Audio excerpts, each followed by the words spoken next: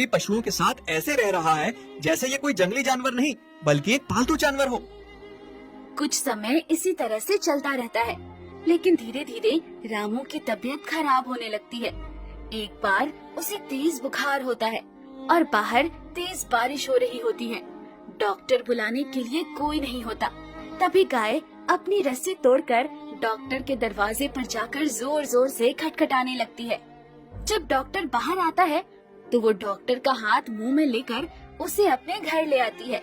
जब डॉक्टर घर आता है तो देखता है और बोलता है, अब समझा तुम मुझे अपने साथ क्यों लेकर आए हो, पर तुम्हारी भाषा समझ नहीं पाया।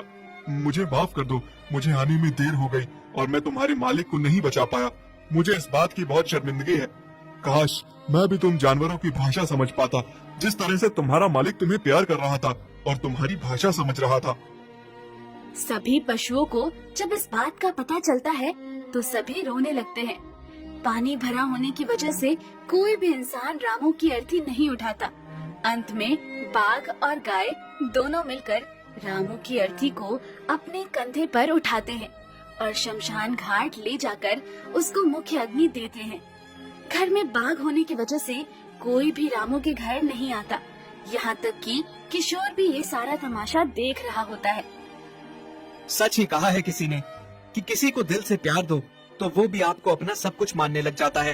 रामू ने इस बाघ को पाला और ये बाघ ही अब उसके बच्चे को पाल रहा है। ये बहुत ही अद्भुत नजारा है। सच कहा, जो एक इंसान होकर हम नहीं कर पाए वो एक बाघ और एक गाय एक पशु होकर कर रहे हैं। थोड़े से प्यार और दुलार ने इन पशुओं को भी हम इंसानों से बड़ा कर दिया है। हम सब ने इस बाघ को मारने की कोशिश की पर रामू ने इसे बचाया और इसे प्यार और दुलार दिया। तो देखो ना, ये बाघ बिल्कुल रामू के बेटे का फर्ज निभा रहा है। अच्छा हुआ रामू ने शादी नहीं की, अगर वो शादी करता तो शायद ये सब ना होता।